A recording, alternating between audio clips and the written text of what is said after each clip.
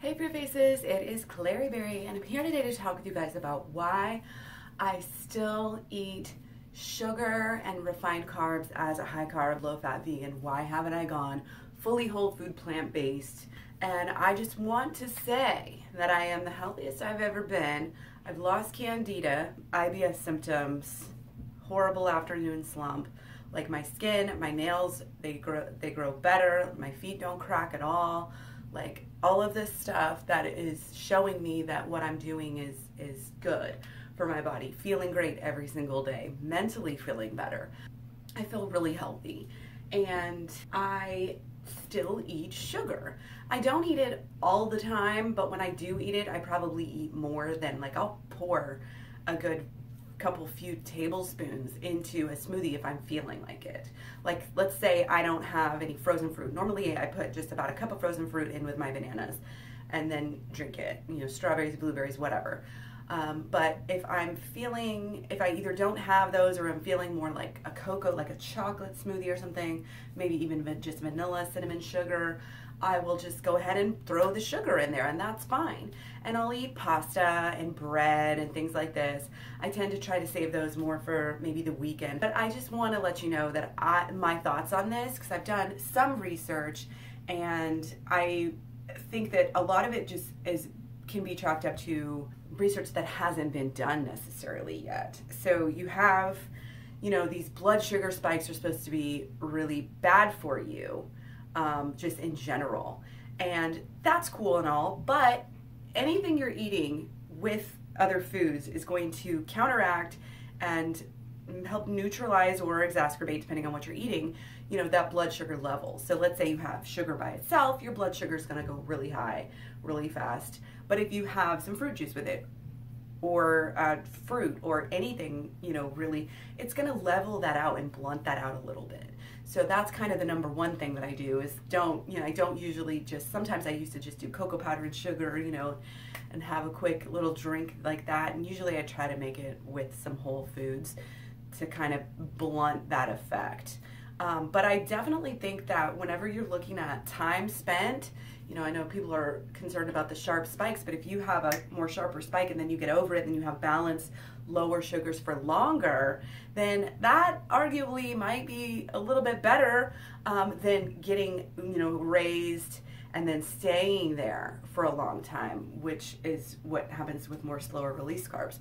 So it's not all, you know, everything is not known. We get in this kind of a cocky mentality, like, oh, we know this, we know that, but we don't know everything. And one of the things that we have to remember is most of these studies done on sugars are done with probably bad, like worse sugars than what I'm eating. I try to stick to, just like my wheat and stuff, I try to stick to all organic. I think a lot of people who have problems with gluten actually having a problem with glyphosate, with unorganic grains and glutens.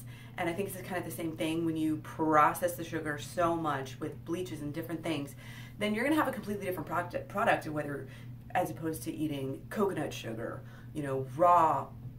I don't get raw coconut sugar, that's too expensive, but, you know, less processed, less heated, not bleached, you know, organic type of sugar. These are completely different products. And so when you're doing studies, you're not differentiating between those two, so you don't really know. And not only that, but when they're doing studies on this, they're not doing studies on high carb vegans that are adapted to carbs, that are in carbosis like almost every day.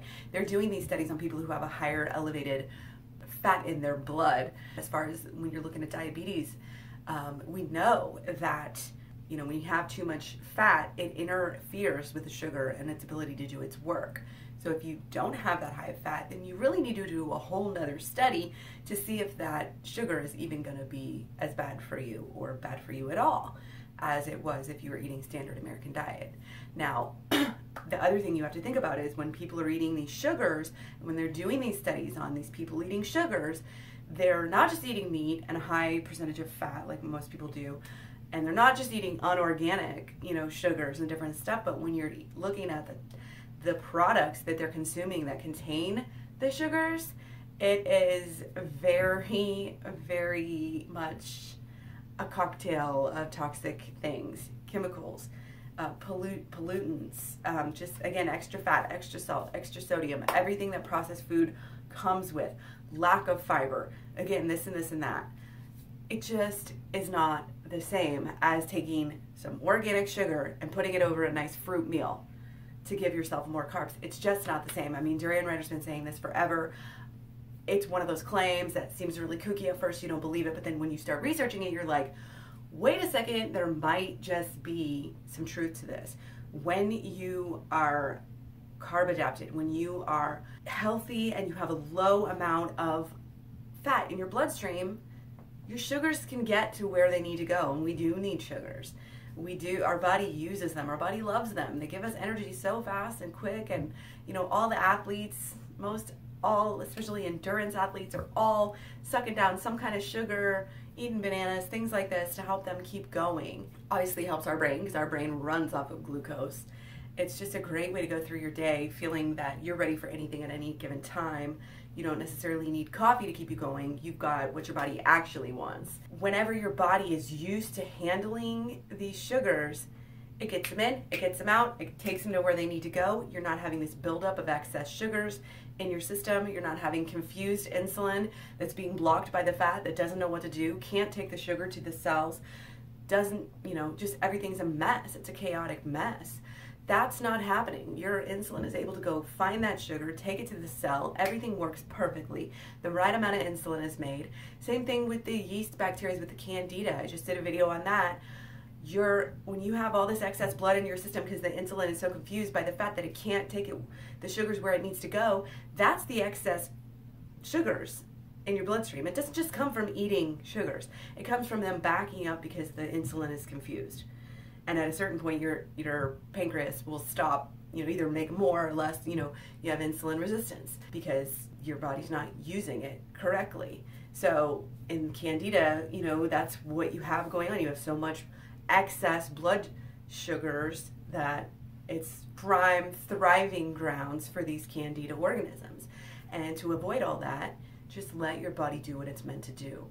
We don't need to try and outsmart our bodies with a keto or paleo diet, because when you go back into the ancestral records and when you look at real science, the most recent science is showing that cavemen didn't just eat bones. We only thought that because bones are well preserved and that's what they first started finding.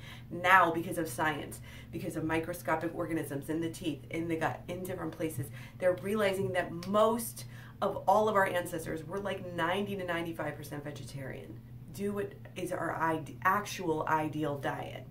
Yes, take out the excess sugars, excess fats in form of this product and that product, cookies, cakes, muffins, all of that stuff. Again, it's going to have oil, it's going to have this and that, which is going to interfere with that sugar. But if you're looking for a little extra calorie boost, if you're trying to be raw vegan, add a little bit of sugar to get your extra calories, because there's never been a study that does the exact trade-off and balance between what you're doing. But in my mind, a whole food, fruit, mainly added sugar to your smoothie is going to be way better than having oil, flour, cupcakes, breakfast food, muffin, cookies, whatever. So I just wanted to do a video on this. People might notice, I said there was sugar in this smoothie. You're a health person. Why would you still be eating sugar? This is why. So let me know if you guys have any 2 cents to add to this. I would love to hear your guys' perspective, experiences, things like this. So again, thanks for watching. Don't forget to catch me all over Facebook, Instagram, Twitter, Tumblr, Pinterest. Also have my website, Klaireeberry.com. Thank you so much for joining me. Take care. Don't forget to eat your fruit.